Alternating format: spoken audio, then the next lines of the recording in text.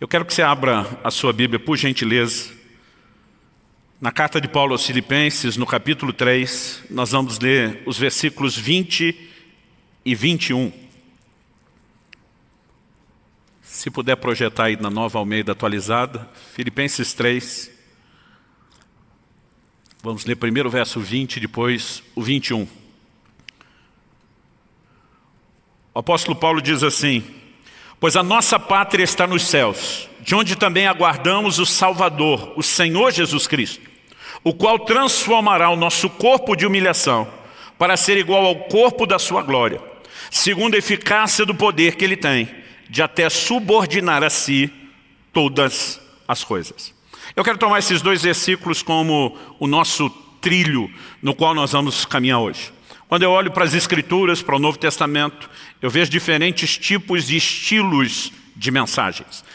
Você vai perceber em Atos 14 que Paulo e Barnabé decidem voltar visitando as igrejas que haviam sido plantadas no meio dos gentios, e eles decidem fazer esse trajeto de volta com um propósito: fortalecer o ânimo e a fé dos discípulos. Há mensagens que o objetivo é fortalecer a fé e o ânimo. Mas quando nós vemos o Senhor Jesus dirigindo aquelas cartas às igrejas da Ásia no Apocalipse, nós vemos que se existe no meio disso uma linguagem de encorajamento, conheço tuas obras, o teu labor, a tua perseverança, também existe mensagem de confronto. Ele chama essas igrejas ao arrependimento em aspectos distintos dentro do contexto de cada um. Então, esse outro tipo de mensagem também é parte daquilo que temos no ensino neotestamentário. Eu sei que hoje em dia, em muitos lugares, parece que, de alguma forma, o volume foi crescendo e ficou tão comum as chamadas pregações expositivas, trabalhar em cima de um texto e detalhando ele, mas muitas vezes nos esquecemos que existem outros modelos de pregação. Quando você pega a pregação de Pedro em Atos, no dia de Pentecostes, quando você vê a pregação de Estevão em Atos capítulo 7, quando você vê as pregações de Paulo ao longo de Atos, a maioria deles não tinha só uma mensagem de encorajamento, nem só uma mensagem de confronto e nem só uma mensagem expositiva. Normalmente, eles tinham a capacidade de vir percorrendo toda a Escritura e montando também uma visão geral. O mesmo apóstolo Paulo, que escrevendo aos Coríntios fala que os que são crianças na fé precisam de leite, enquanto que os maduros precisam de alimento sólido, o mesmo assunto que vai ser abordado na carta aos Hebreus, ele também, nas suas epístolas, nem por isso deixava de trabalhar conteúdos doutrinários. E como igreja nós precisamos de todos esses tipos de mensagem. Eu sinto Deus tratar de um assunto que já há pelo menos 2 meses eu estou com essa mensagem pronta e eu tinha uma data para pregá-la, que era hoje. E eu quero compartilhar com você o que eu vou chamar aqui, a partir da declaração de Paulo, o que Paulo resume nesses 2 versículos de Filipenses 3, 20 e 21. Eu quero chamar de o ápice da redenção.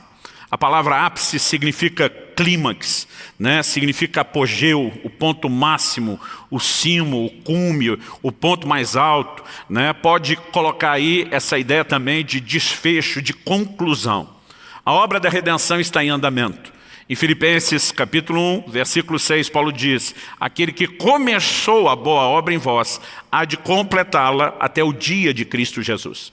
Essa expressão até o dia de Cristo Jesus fala do dia da vinda de Nosso Senhor. Mesma declaração que Paulo está fazendo aqui, quando no verso 20 ele diz, nossa pátria está nos céus, de onde aguardamos o nosso Salvador. O que significa a ideia e o conceito de aguardar o Salvador? É uma mensagem bíblica clara, forte, específica, importante, que diz respeito à vinda ou ao retorno de Nosso Senhor Jesus. Em Atos, no capítulo 11, logo depois de Cristo ressuscitar, passar 40 dias com seus discípulos, a Bíblia diz que ele foi assunto aos céus diante dos olhos dele. Logo depois de concluída essa sua ascensão, ou assunção, se você preferir, o registro bíblico em Atos 1:11 diz assim: estando eles, está falando dos apóstolos, estando eles com os olhos fixos no céu, enquanto Jesus subia, eis que 2 homens vestidos de branco se puseram ao lado deles. Eles disseram: homens da Galileia, por que vocês estão olhando para as alturas? Esse Jesus que foi levado do meio de vocês para o céu, virá do modo como vocês o viram subir. A primeira mensagem dada à igreja, logo depois que Cristo sobe aos céus, é: do jeito que ele foi, ele volta. Então imagina se a cena fosse filmada e nós temos Cristo sendo assunto aos céus, uma nuvem envolveu, desaparece dos olhos dele. Imagina se o filme fosse passado ao contrário. Assim será a sua vinda. A Bíblia diz que ele virá nas nuvens. As mesmas nuvens que o ocultaram, né, vão permitir que ele se manifeste e revele. Ele será visto novamente. Aliás, a Bíblia diz que ele subiu do Monte das Oliveiras. O livro de Zacarias, com profecias messiânicas sobre, né, o tempo do fim, fala que o Senhor pisará exatamente no Monte das Oliveiras. Então, eu ouso dizer que ele não apenas vai voltar do jeito que subiu, mas ele volta no lugar exato de onde saiu. Essa mensagem a respeito da vinda de Jesus, ela é largamente repetida no Novo Testamento. Quando você olha os ensinos e as parábolas de Cristo, quando você vai percorrendo as epístolas, não só com o termo falando da vinda do Senhor. Às vezes as expressões usadas são, né, a revelação do Senhor, a sua manifestação, o seu dia, o dia da sua vinda. E você percebe que esse volume leva o assunto para além de informação. Ele já entra na categoria de ênfase. Portanto, é algo importantíssimo. Agora, nós precisamos entender por que há uma promessa de vinda e do retorno do Senhor.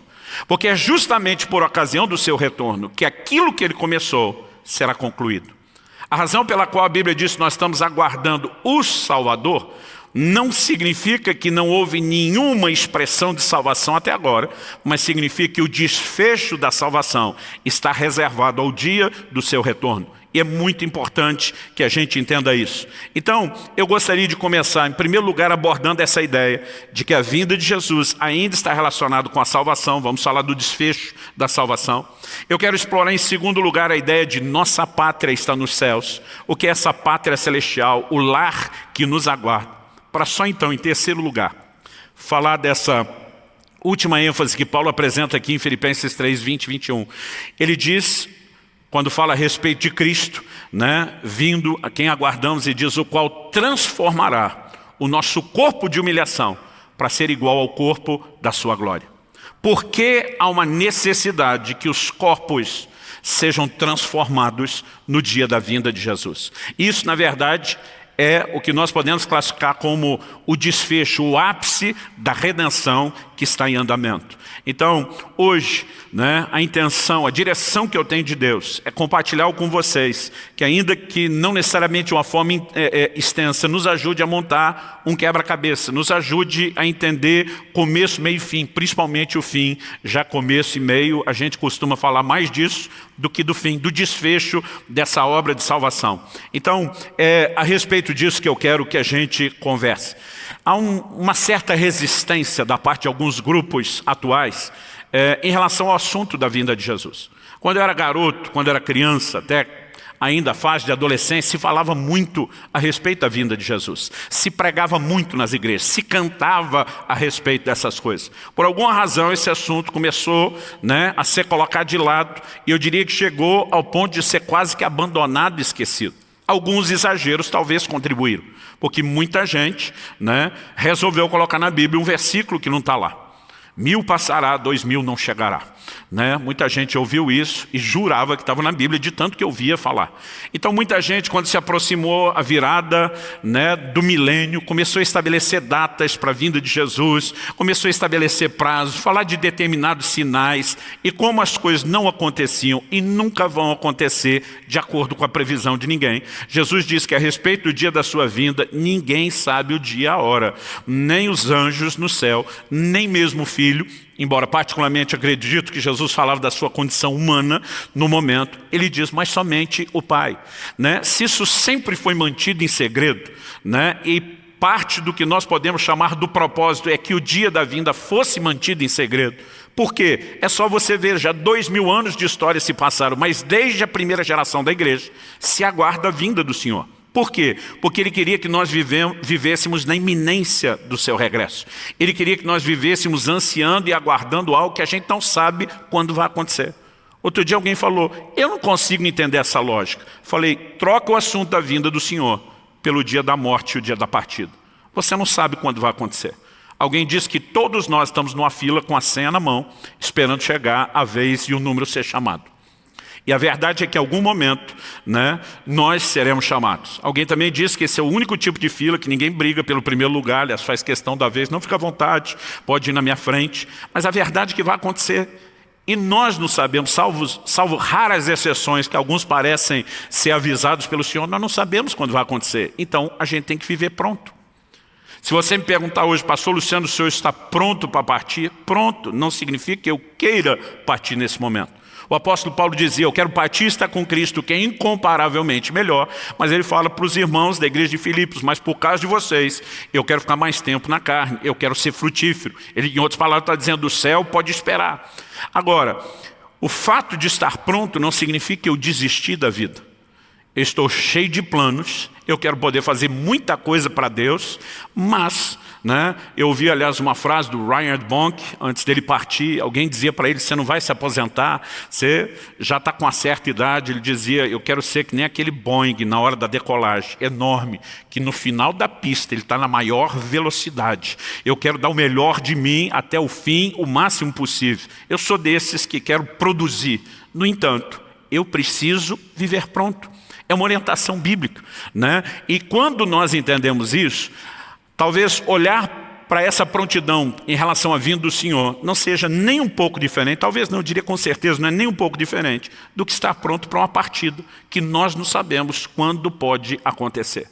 Agora, se estar pronto para a morte não significa desistir da vida, estar pronto para a vinda de Cristo e ansiando o seu regresso também não significa desistir, né, de sonhar com aquilo que Deus vai fazer na terra. Porque hoje em dia alguns grupos que começaram a enfatizar uma teologia que ao meu ver é importante, que é uma igreja vitoriosa, né, que vai cumprir o seu papel, porque durante muito tempo a mensagem de alguns grupos sobre a vinda de Jesus era, olha, nada disso aqui vale a pena, vão desistir de tudo, nós estamos indo embora mesmo, e parece que eles não estavam determinados a ser uma igreja conquistadora. Agora, se houve um grupo que errou em anos passados, nós não podemos dizer que a era apostólica era assim.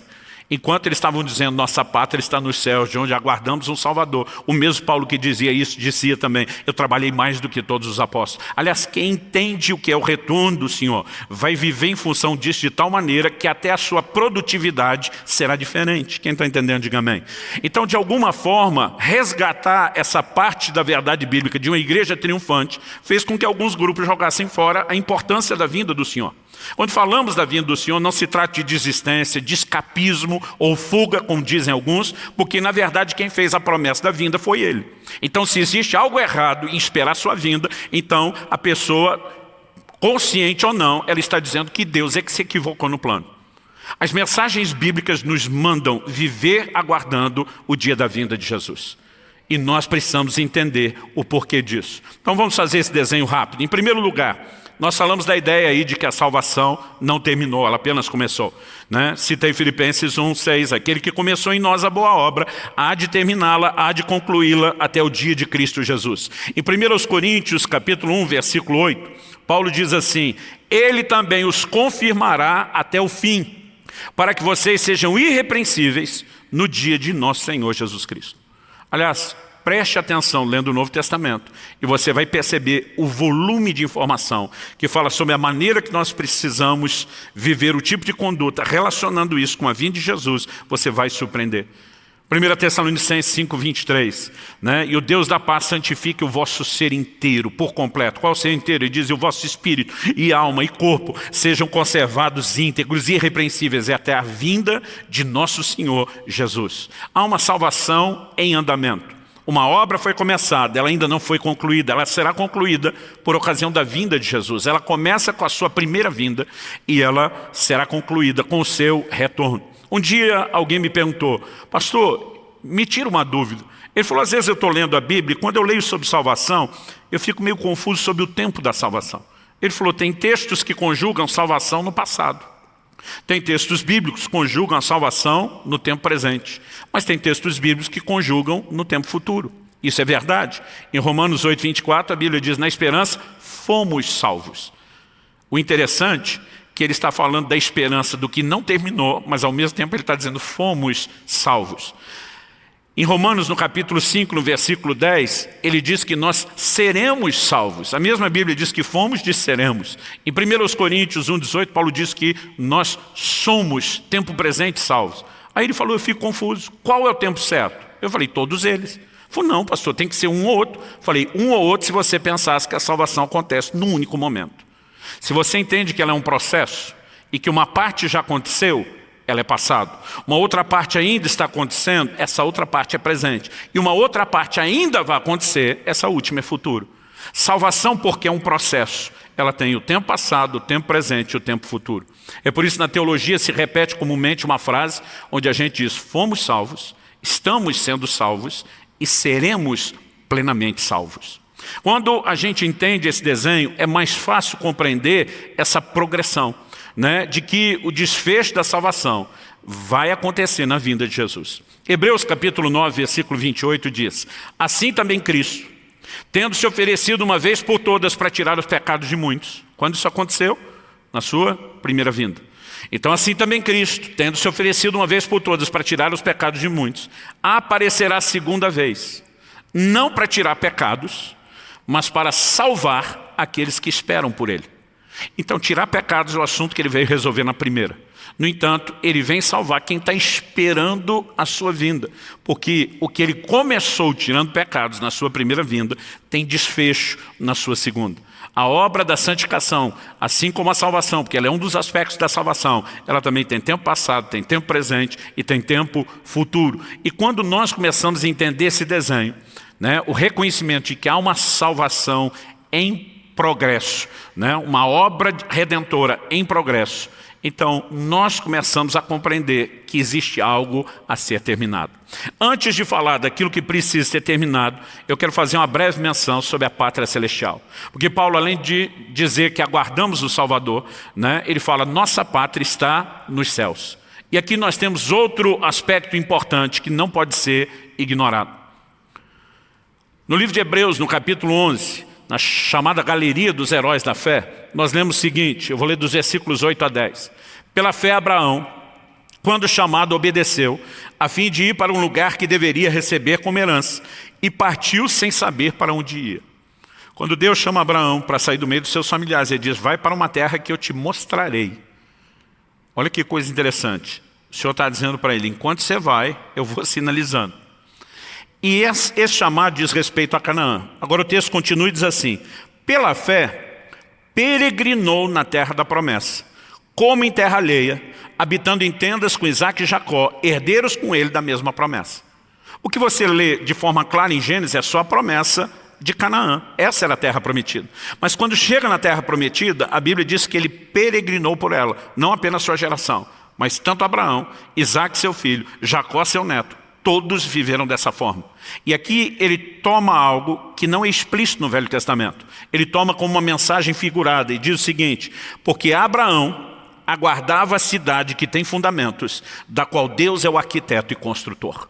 Quando ele chega na terra da promessa e não se estabelece construindo casas, construindo cidades, mas vive como, né, um nômade, um peregrino em tendas, a Bíblia estava dizendo que ele entendeu que a promessa, a verdadeira promessa, não era uma terra geográfica, é um lugar que Deus tem para cada um de nós. E o autor de Hebreus diz que ele aguardava a cidade que tem fundamentos, da qual Deus é o arquiteto e construtor. Então, eu li do 8 ao 10, agora eu vou ler do versículo 13 ao 16 de Hebreus 11, para que a gente veja o que a gente pode classificar aqui do efeito colateral dessa espera de quem aguardava algo mais. O texto diz, todos estes morreram na fé, está falando dos patriarcas, não obtiveram as promessas. Se você olhar só Canaã, as 3 primeiras gerações obtiveram. Depois Jacó desce com os seus familiares para o Egito, eles vão ficar mais de 400 anos, então essas outras gerações não, mas as 3 primeiras viram. Então quando a Bíblia está dizendo não obtiveram as promessas, não está mere simplesmente falando de Canaã, está falando de algo mais abrangente. Ele diz, mas viram-nas de longe e se alegraram com elas, confessando que eram estrangeiros e peregrinos na terra. Porque os que falam desse modo, manifesto está procurando uma pátria.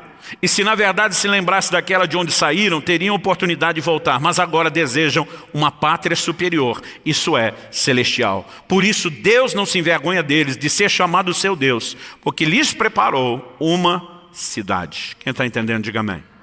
Então, se algo que norteou a fé desde dos primeiros patriarcas, e Abraão é chamado de o pai da fé, porque embora nós não sejamos da sua linhagem natural, a Bíblia diz que ele é o pai de todos aqueles que creem. E nós precisamos entender que a sua fé, como diz Romanos 4, serve de modelo para nós.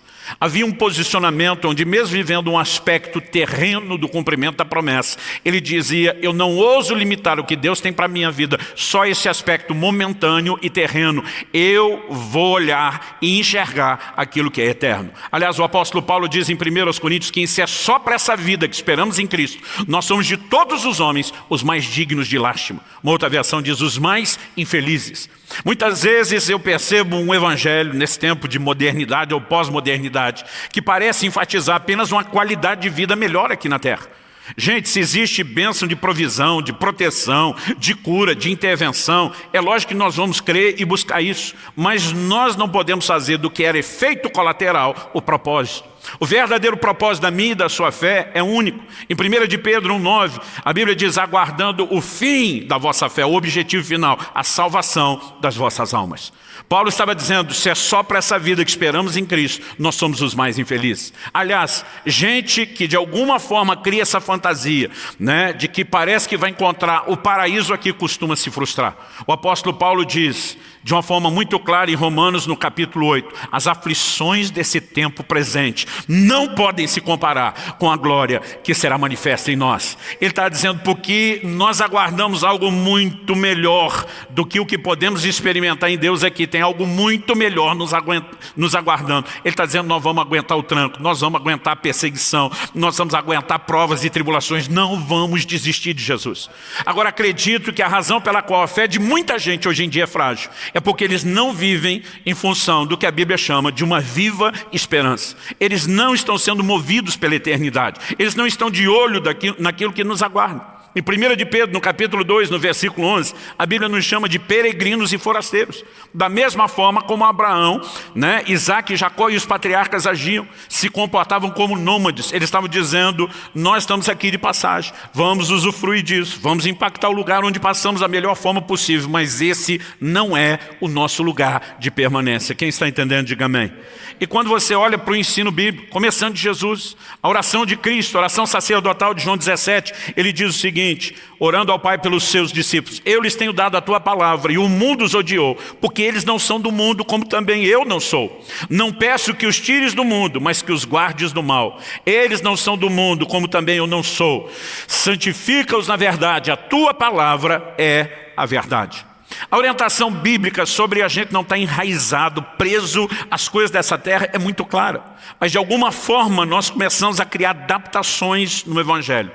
Né? Começamos a acreditar que se tem bênção material, é quase como, né, se possuir alguma coisa nessa terra fosse o suprassumo do que Deus pudesse fazer por nós, por mim, por você. Gente, essa nunca foi a mensagem bíblica. Jesus estava dizendo que a gente deveria estar de olho, era em tesourar no céu e não aqui na terra.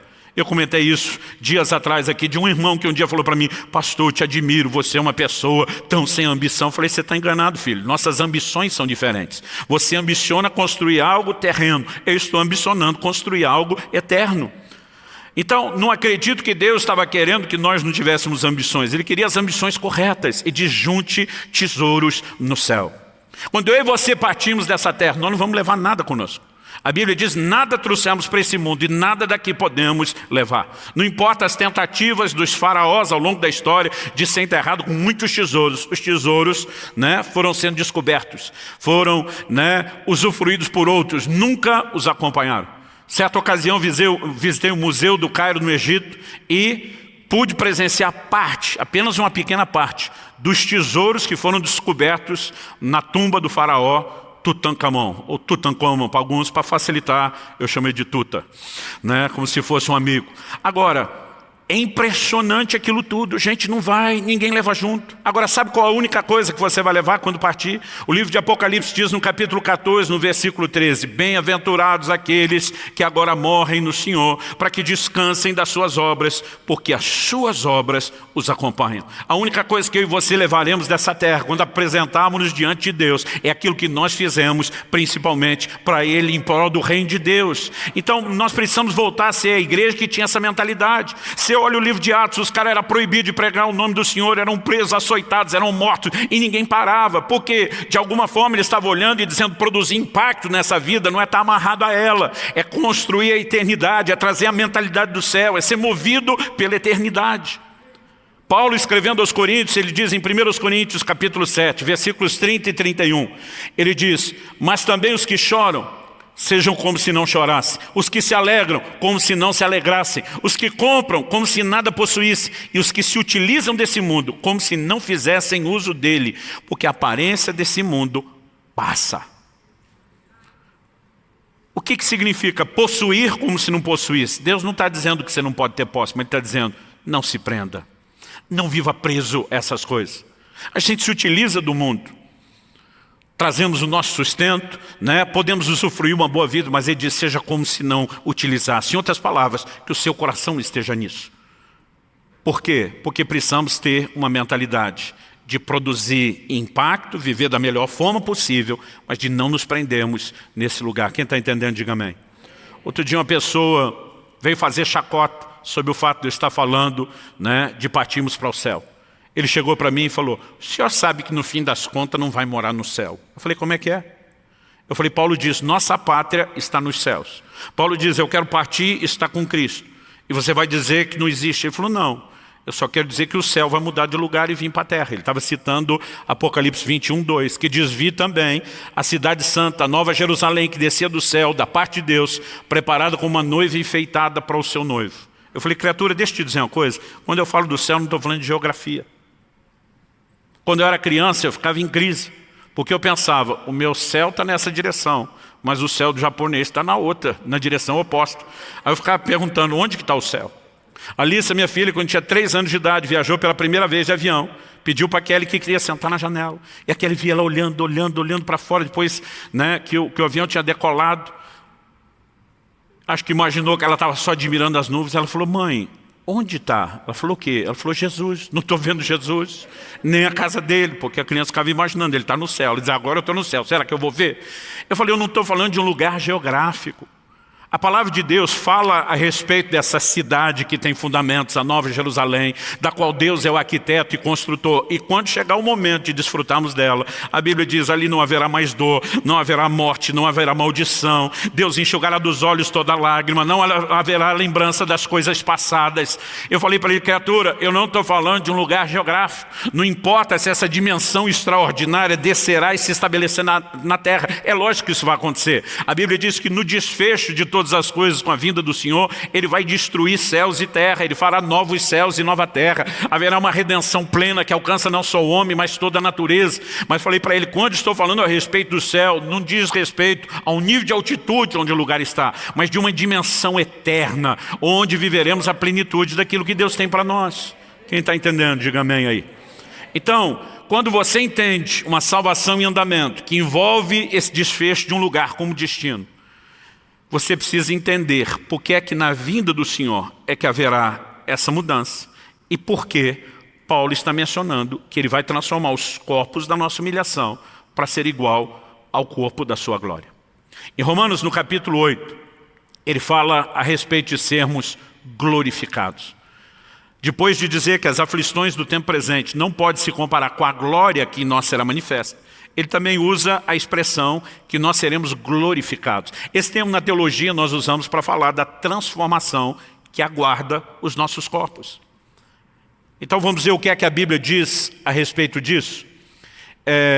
Em Romanos, no capítulo 8, no versículo 23, depois de falar que a natureza geme, o apóstolo Paulo diz, e não somente ela, mas também nós que temos as primícias do Espírito, igualmente gememos em nosso íntimo, aguardando a adoção de filhos, a redenção do nosso corpo. Então, se tem um aspecto futuro da salvação que ainda não aconteceu, é chamado de a redenção do corpo. O que é a redenção do corpo? Ele fala isso logo depois de, por duas vezes, falar primeiro da glória que em nós será manifesta. Ele já tinha dito em Romanos 8:11, né, que o Espírito daquele que ressuscitou dos mortos a Jesus Cristo também vai vivificar os nossos corpos mortais. Ele fala da glória que em nós será manifesta. Ele fala de sermos glorificados. E aí ele chega no verso 23, falando da redenção do corpo. Tudo isso é uma coisa só. Quando isso vai acontecer? Na vinda de nosso Senhor Jesus. 1 Tessalonicenses, capítulo 4, se puder projetar isso, jogar na tela aí. 1 Tessalonicenses, capítulo 4, eu quero ler dos versículos 13 até o 18. O apóstolo Paulo diz assim: irmãos, não queremos que vocês ignorem a verdade a respeito dos que dormem, para que não fiquem tristes como os demais que não têm esperança. Deixa eu fazer uma pausa. Todo mundo comenta. E quando eu falo todo mundo, eu estou falando de gente que não partilha ainda a nossa fé, mas que, por alguma razão, participa dos nossos velórios, de gente dos nossos que amam o Senhor Jesus e partiu, e dizem como os velórios de vocês são leves e diferentes. Parece que vocês não sofrem, não têm o desespero que outros. E eu digo, não mesmo. Nós temos uma certeza. E a Bíblia está dizendo que se a gente não entender, né, a verdade a respeito dos que dormem, sinônimo para quem, né, já partiu e está com o Senhor, nós vamos ser como os demais que não têm esperança. Diferente deles, nós temos uma esperança. Você pode dizer amém? Verso 14. Pois se cremos que Jesus morreu e ressuscitou, assim também Deus, mediante Jesus, trará na companhia dele, de Cristo. Quando? Quando ele voltar, nós já vamos ler isso. Trará na companhia dele os que dormem. E pela palavra do Senhor ainda lhes declaramos o seguinte: nós os vivos, os que ficarmos até a vinda do Senhor, de modo nenhum precederemos os que dormem. Porque o Senhor mesmo, dada a sua palavra de ordem, ouvida a voz do arcanjo, ressoada a trombeta de Deus, descerá dos céus, e os mortos em Cristo ressuscitarão primeiro. Depois nós, os vivos, os que ficarmos, seremos arrebatados juntamente com eles entre nuvens para o encontro com o Senhor nos ares, e assim estaremos para sempre com o Senhor. Portanto, consolem uns aos outros com essas palavras.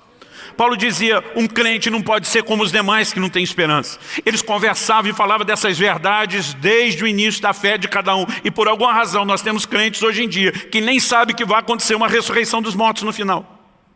Hebreus capítulo 6, quando fala dos rudimentos da doutrina de Cristo, dos fundamentos, princípios elementares, inclui entre os 6 princípios que aparecem lá, a ressurreição dos mortos. Agora, além do grupo que não sabe, nós temos aqueles que sabem, mas não faz ideia de por que precisa acontecer a tal da ressurreição. Ela é o desfecho da redenção. Ela é a conclusão daquilo que o Senhor começou. E por que então essa glorificação do corpo, ou essa redenção do corpo, como diz Paulo, é tão importante? Eu quero lembrar que assim como a salvação tem o aspecto passado, presente e futuro, santificação, porque salvação e santificação são assuntos que estão tão vinculados, que se misturam. Também tem esse aspecto, passado, presente e futuro. Ano passado nós tivemos uma conferência aqui, onde eu ministrei por 3 horas numa noite, né, falando do impacto da santidade. E nós trabalhamos a doutrina da santificação, dizendo que tem uma santificação inicial, na conversão. Tem uma santificação progressiva, que nos leva além daquilo que Deus fez na conversão. Em 2 Coríntios 7:1, o apóstolo Paulo diz, aperfeiçoando a vossa santidade no temor do Senhor. Então, se ela se aperfeiçoa, é porque ela progride, tem mais. A Bíblia diz que nós somos transformados de glória em glória na imagem do Senhor. Então, chamamos isso de santificação progressiva. Mas isso não é tudo. Existe uma santificação final. Quando ela vai acontecer? Nesse momento da glorificação dos corpos. Agora, para que a gente entenda por que há uma progressividade de santificação por trás disso, nós precisamos entender, e eu quero rapidamente resumir aqui, né, o Evangelho. Quando falamos do Evangelho, nós precisamos entender porque a Bíblia começa lá em Gênesis com a criação e a queda. Se você não entende o que aconteceu na queda do homem no início, você não entende a necessidade de um Salvador depois. Em 1 Coríntios 15, Jesus é chamado de um último e de um segundo Adão. Pensa num assunto que me incomodava quando eu era garoto, adolescente, comecei a ver essa analogia. Porque eu sou parte de uma geração que tinha mágoa do Adão. Porque toda vez que a gente perguntava para um pastor, por que tanta desgraça na terra? Por causa do pecado. Aí eu pensava, quem que abriu a porta para o pecado? Adão. Eu me imaginava, imaturo como adolescente, chegando no céu, juntando os brothers e vão dar uma coça no Adão, porque ele azarou a nossa vida aqui na terra. Romanos 5,12 diz que por meio de um só homem entrou o pecado no mundo, através do pecado a morte, e a morte passou a todos os homens. Então vamos lá no início. Porque se você não vai no início, você não consegue entender os desdobramentos. Quando foram perguntar para Jesus sobre divórcio e novo casamento, citando o que Moisés falou durante o tempo da lei, Jesus para e diz assim, vamos voltar lá no início. Nunca lestes, né, o que foi dito a respeito lá do primeiro casal, quando Deus diz, vai o homem deixar pai e mãe, se unir a sua mulher, os dois vão se tornar uma só carne. O que é que Jesus está dizendo? Se você quer entender o propósito, volte na origem. Ele diz, na origem nós entendemos isso. Moisés deu uma exceção por causa da dureza do coração. Não foi assim no início, não será assim depois. E Jesus começa a desenvolver uma visão abrangente em relação, né, ao que as Escrituras ensinam sobre o assunto. Eu creio que nós precisamos pensar a mesma coisa. Me incomodava chamar Jesus de Adão. Mas nós precisamos entender quem foi Adão. Adão era um cabeça de raça. Adão era o que nós podemos chamar de uma matriz reprodutora. Era o primeiro de muitos. Na criação há uma lei. Deus falou isso para os vegetais, para os animais, falou para o homem, que cada um reproduza segundo a sua espécie. Então cada um deles iria gerar seres semelhantes a si. Como que Deus fez o Adão, queria gerar outros semelhantes a ele. A Bíblia diz que Deus o fez conforme a sua imagem, conforme a sua semelhança. Qual era o plano de Deus antes da criação? Gerar seres semelhantes a ele na terra. Ele faz um Adão parecido com ele. Alguém que comunga no mais profundo nível, né? Agora, quando Adão pecou, ele não apenas se isolou e se separou de Deus no sentido pessoal. Quando o pecado entrou, o pecado maculou, deformou aquela matriz reprodutora. E a partir do momento em que o pecado entra, como que ele se espalhou a toda a humanidade? Pela reprodução. Agora que o homem, o primeiro homem se torna um pecador por natureza, ele começa a reproduzir seres semelhantes a ele. É por isso que no Salmo 51 você vai ver a declaração de Davi pelo Espírito de Deus. Eis que eu nasci em iniquidade, em pecado me concebeu a minha mãe. Isso é o que na teologia nós chamamos do pecado original. Salmo 58,3 diz, os ímpios se alienam desde a madre, desde que nasce, proferem mentiras. Olha para os filhos, aqueles vocês já tiveram esse privilégio de gerá-los. Quando nasce a gente olha e diz, são os anjinhos. Você não precisa ensinar o que é ruim, eles aprendem sozinhos. O que é bom vai dar um trabalho enorme ensinar. Por quê? Porque a propensão a viver o errado já está dentro deles, numa natureza corrompida e depravada. Então, a humanidade viveu uma reprodução em série totalmente fora do plano de Deus. Por que Jesus é chamado de o outro Adão? Eu gosto quando a Bíblia chama de o último Adão. Porque ele veio para cumprir o propósito que o primeiro nunca cumpriu. Gerar seres semelhantes a Deus nessa terra. Essa é a essência do Evangelho. Romanos 8,29 diz que aquele que dantes conheceu também nos predestinou para que nós fôssemos conformes à imagem de seu Filho Jesus. O tempo todo o Novo Testamento vai falar de sermos transformados na imagem do Senhor Jesus. Por quê? Ele vem cumprir o que o primeiro Adão nunca cumpriu. Então Jesus não veio só perdoar a gente dos pecados que a gente um dia tinha cometido, livrar a gente da condenação do fogo do inferno. Ele veio fazer uma coisa mais abrangente, nos transformar, para que a semelhança de Jesus a gente reproduzisse a imagem de Deus na terra. E qual era a fórmula? Ele diz para Nicodemo, se alguém não nascer de novo, não pode ver o reino de Deus, nem entrar. Nicodemos olha e pergunta para o Senhor, lá em João capítulo 3. O Senhor está querendo dizer que eu vou entrar no ventre da minha mãe, ser parido, dado à luz de novo? Jesus olha para Nicodemos, a Bíblia não diz isso, eu na minha cabeça fico imaginando Jesus balançando a cabeça, dizendo, Nicodemos. Jesus diz, o que é nascido da carne é carne, o que é nascido do Espírito é Espírito. O que é que Jesus está dizendo para Nicodemos? Nicodemos, eu não estou falando de você entrar no ventre da mãe para ser gerado de novo. Se isso fosse possível, apenas ia repetir um loop. Né? Ia ficar repetindo a mesma coisa ali. Ele, cada vez que nascer de novo, segundo a carne, ele nasceria do jeito que nasceu a primeira vez, com a natureza adâmica e pecaminosa. Jesus diz, o que é nascido da carne é carne, e reproduz o primeiro Adão, que é natural. O que é nascido do Espírito é Espírito, e vai reproduzir a imagem do segundo, do último Adão, que é espiritual. Agora, quando você nasceu de novo, você se tornou participante da natureza de Deus, 2 de Pedro 1,4. Agora, onde a natureza de Deus se instalou? No seu espírito, porque o novo nascimento é espiritual. Agora, quando você converteu, o seu espírito desincorporou, desencarnou e saiu vagando por aí sozinho? Não. Então, a nova natureza de Deus está dentro do seu espírito. Ela está presa dentro de uma gaiola chamada corpo, que tem uma velha natureza. E quando você se converte, alguns não demoram 1, 2, 3 dias. Outro dia um falou, não pastor, eu levei uma semana para descobrir que a velha natureza ainda estava lá. Eu falei, está no recorde, filho.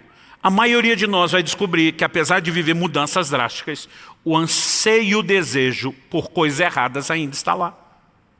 E o problema de muita gente que dizia é que quando ele começa a lidar com essa inclinação ao pecado, ele começa a deduzir, eu acho que eu não me converti, eu acho que eu não fui transformado, e desiste. O que ele não entende? E outro dia eu estava explicando isso, falei, você nasceu do primeiro Adão, recebeu a imagem do primeiro Adão. Aliás, a Bíblia diz, assim como trazemos a imagem do que é terreno, traremos a do celestial. Quando você converteu, você não deixou de carregar a velha natureza, mas você recebeu uma nova. Aí alguém me disse outro dia, mas pastor, qual é o lucro se eu recebi a nova e não perdi a velha? Eu falei, não fale essa bobagem. Quando você só tinha a velha, ela te governava. Agora que você tem a nova, pela nova você pode subjugar a velha e controlar a velha natureza. É isso que a Bíblia diz quando ela fala que a carne milita contra o espírito e o espírito contra a carne. Há uma guerra de natureza. Então qual foi o primeiro nível da santificação que eu e você vivemos na conversão? Santificação inicial. Nós somos libertos da condenação do pecado. Significa que o que a gente já tinha feito de errado foi perdoado, nós somos justificados e inocentados. Agora, na santificação progressiva, nós somos libertos do poder do pecado. Qual é a diferença? Na primeira, a gente foi limpo do que já tinha feito de errado. Na segunda, nós podemos não errar. Paulo escreve aos Romanos, diz, o pecado não mais terá domínio sobre vós. Nós não seremos governados como éramos. Aqui nós podemos vencer o pecado em vez de ser vencido por ele. É um segundo nível. Mas nós ainda estamos em guerra com a velha natureza. Agora, na santificação final, na glorificação do corpo, nós seremos livres da presença do pecado. Essa natureza pecaminosa finalmente será erradicada e arrancada de nós. É por isso que há necessidade de uma transformação do corpo. Como o pecado entrou e se espalhou no mundo? Pela carne. Foi assim que Adão o propagou. E aí você vai entender porque Romanos capítulo 8, versículo 3 diz, isso Deus fez, enviando seu próprio Filho em semelhança de carne pecaminosa e no que diz respeito ao pecado. E assim Deus condenou o pecado na carne. Porque Deus na pessoa de Jesus tem que se fazer homem. Porque o pecado tinha que ser julgado na carne. Por que tinha que ser julgado na carne? Porque entrou, foi disseminado, se espalhou pela carne. Então ele tem que se fazer homem e mesmo não tendo pecado, ele vai sofrer na carne, né, a condenação do pecado. E qual é o desfecho disso tudo? É o dia final, onde na transformação, Deus vai arrancar e erradicar o pecado de nós e da nossa natureza.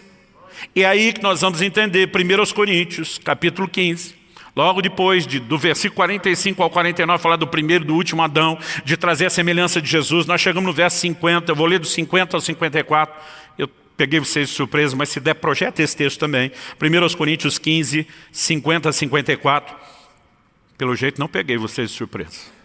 Muito bem. O texto diz, com isso quero dizer, irmãos, que a carne e o sangue não podem herdar o reino de Deus. Por que carne e sangue não podem herdar o reino de Deus? Ele diz, nem a corrupção herdar a incorrupção. Onde está a corrupção? Na carne. Onde está a incorrupção? No reino de Deus. Em outras palavras, está dizendo, nós não podemos entrar no reino de Deus com esse corpo que carrega a velha natureza corrompida. 51. Eis que vou lhes revelar o mistério, nem todos dormiremos, sinônimo de morte, mas todos seremos transformados num momento, num abrir e fechar de olhos, ao ressoar da última trombeta. Lembra de 1 Tessalonicenses 4? Ele diz aqui, a trombeta soará, os mortos ressuscitarão incorruptíveis e nós, pressupondo que estarão vivos nesse dia, seremos transformados.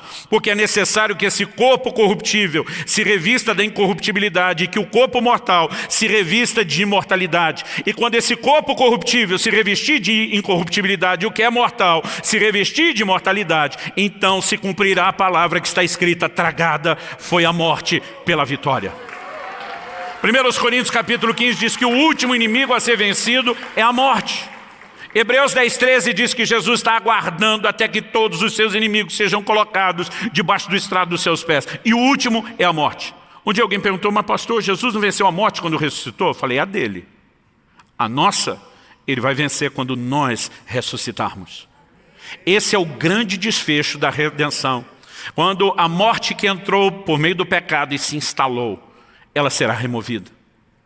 Você lembra daquele texto de João, capítulo 11, que diz que Jesus, vendo Lázaro morto, chorou? Lembra desse texto? Não é o único que fala que Jesus chorou. Tem um outro texto em Lucas, tem um em Hebreus. Mas esse texto sempre me deixou intrigado. Eu dizia, por que Jesus chorou? Ele diz antes, quando Lázaro ainda está enfermo, ele diz que Lázaro iria morrer, mas ele diz que ele iria ressuscitar Lázaro. Então ele sabe dos desdobramentos. Jesus não chega lá, pego de surpresa com a perda de um amigo, como a maioria de nós fomos pegos de surpresa nesse dia com a partida do pastor Francisco. Ele sabe não só que a morte iria tocá-lo, mas ele sabia que iria ressuscitá-lo. Então, tecnicamente, não existe motivo para choro, porque Jesus está olhando um amigo que morreu, mas sabe que vai trazer o amigo de volta. Depois de pregar aqui em agosto, aquela série de mensagens que eu chamei de A Teologia das Lágrimas, eu acabei sentando e escrevi um livro inteiro a respeito disso. Deve sair agora, no início do ano, pela editora Mundo Cristão, Como Deus transforma a tristeza em alegria. Eu estava meditando nesse choro de Jesus, aparentemente sem motivo. E de repente eu comecei a perceber que Jesus não está chorando a perda do amigo que ele vai trazer de volta. A Bíblia diz que Jesus se comoveu profundamente nas suas entranhas. E eu creio que Jesus está olhando a consequência do pecado, manifestada através da morte. Eu creio que ele está sentindo a dor que todos nós temos que sentir, quando lidamos com a morte, com a perda de entes queridos. O pecado trouxe danos enormes. Mas ao mesmo tempo, ele sabe que tudo que ele vai passar, suportar e enfrentar, vai colocar um ponto final nisso tudo. E nós precisamos entender essa perspectiva bíblica. Quando chegamos a esse grande desfecho de incorruptibilidade, a morte terá sido vencida. Então a Bíblia diz, não vai ter mais morte, não vai ter dor, não vai ter maldição, não haverá mais choro, Deus vai enxugar dos olhos toda lágrima. Nós precisamos entender esse grande desfecho que nos aguarda. É algo extraordinário. Então, se na santificação inicial fomos livres da condenação do pecado, na progressiva somos livres do poder do pecado. Eu vou falar mais sobre isso ano que vem. Falando que vem parece estar longe, né? Tem uma mensagem chegando chamada graça transformadora. Mas precisamos entender que também, na santificação final, nós seremos livres da presença do pecado. Quando a gente consegue entender esse desenho e viver como essa igreja do primeiro século vivia, nossa pátria está nos céus, de onde aguardamos um Salvador, vai transformar o corpo da nossa humilhação para ser igual à sua glória. O impacto no nosso estilo de vida é enorme. Um dia desse uma pessoa falou, pastor, vai ficar falando do futuro, o que é que isso muda o meu presente? Eu falei, muita ignorância sua dizer isso. No mínimo em relação ao que a Bíblia ensina. Porque quase sempre que a Bíblia está falando do que nos aguarda no futuro, ela mostra como isso pode e deveria mudar a nossa conduta no tempo presente. Então me deixe ler alguns textos. Filipenses capítulo 1, versículo 10. Logo depois de dizer que o que começou a boa obra em nós vai terminá-lo, ele diz assim, para que vocês aprovem as coisas excelentes e sejam sinceros e inculpáveis para o dia de Cristo.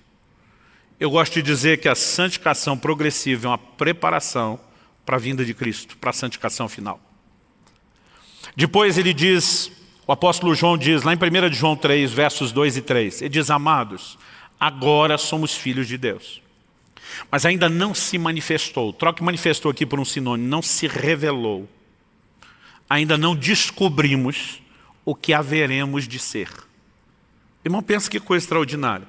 Ser filho de Deus, herdeiro de Deus, todas as maravilhas que está por trás disso. João está dizendo, agora nós somos filhos. Tem coisa melhor vindo por aí. Tem um upgrade, uma atualização. Outro dia um empolgou demais, falou para mim, nós vamos ser a quarta pessoa da Trindade. Eu falei, menos. Mas a Bíblia está dizendo que o melhor está por vir. Aí depois ele diz assim, sabemos que quando Ele se manifestar, Ele Cristo, e se manifestar aqui, se revelar, está falando da sua vinda, seremos semelhantes a Ele, porque haveremos de vê-lo como Ele é. A conformação final com a imagem de Cristo acontece só na vinda do Senhor, que é o ápice da redenção.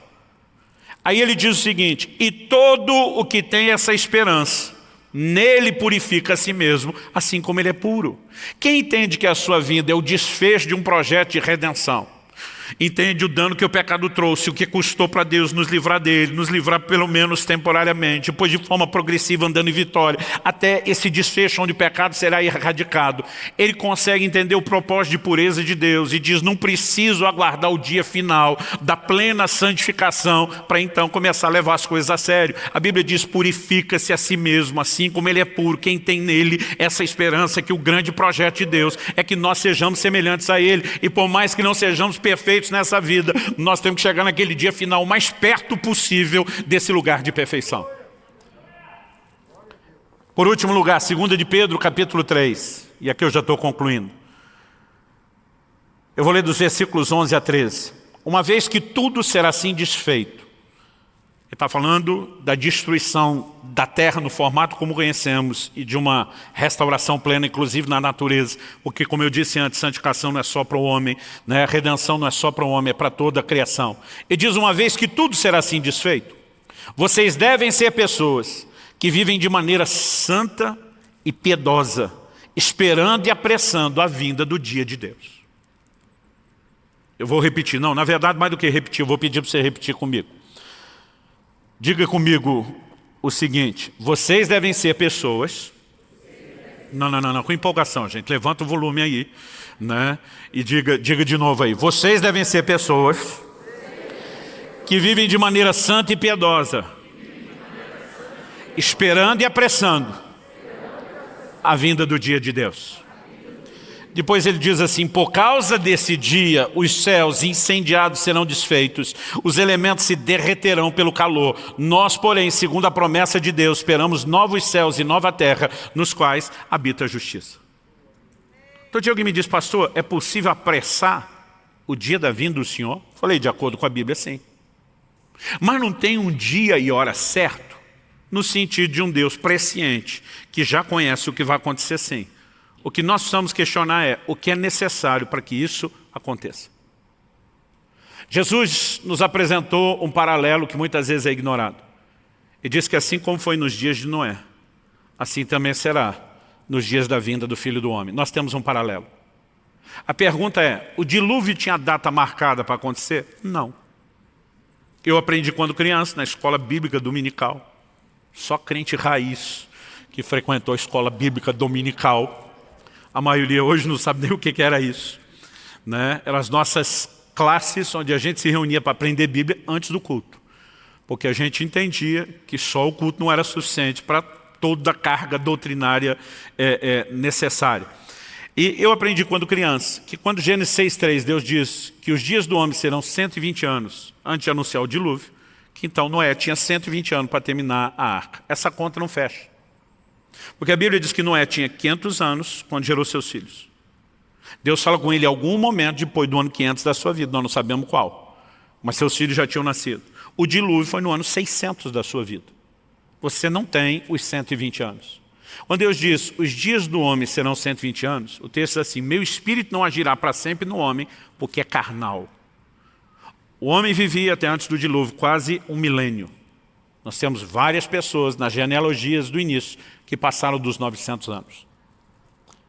Quando Deus diz os dias do homem serão 120 anos, Ele está reduzindo a duração da vida. Tanto que depois do dilúvio em Noé, a duração da vida vai despencando rapidamente. Ninguém mais vive tanto tempo. Moisés, que vive essa medida cheia dos 120 anos, escreve no Salmo 90, que a vida do homem é 70, quando muito 80 anos, e o que passa disso é hora extra. Quer dizer, a Bíblia diz canseiro em fato. Em outras palavras, Deus baixou a segunda vez o tempo de vida, pela falta de resposta do homem àquilo que ele oferecia. Então não tinha um dia certo, pré-determinado para que o dilúvio acontecesse. Não, quando o dilúvio aconteceu? Quando a arca foi terminada. No dia em que ele termina.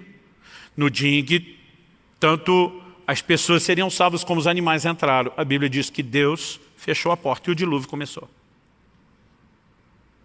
Quando que o dia da vinda do Senhor acontece? Quando nós, como igreja, terminamos a missão que nos foi dada. Jesus diz em Mateus 21, falando de Israel e da igreja dos gentios. Ele fala de um primeiro e um segundo grupo de lavradores. Diz que o primeiro falhou, não entregou os frutos. Então ele tirou a vinha deles, deu ao segundo grupo. E Jesus diz assim, e esses entregarão os frutos. A igreja nasceu debaixo de uma palavra de vitória, de que ela vai entregar os frutos. Tem gente que acha que a gente fala da vinda de Jesus por escapismo, para não ter que trabalhar e não entregar os frutos. Não, o Senhor vem quando nós terminarmos a nossa missão. Só que a Bíblia diz que nós podemos apressar como? Nos dedicando mais a Ele. Agora, não só quando a arca ficou pronta, o dilúvio veio, mas vou deixar uma figura só para deixar a cabeça de alguns pensando. A Bíblia diz que quando o dilúvio veio, a arca com os que são salvos sobem, Deus faz uma faxina de juízo embaixo. E quando o dilúvio se vai, a arca desce para um novo tempo de vida na terra. Isso para mim é uma das figuras do arrebatamento.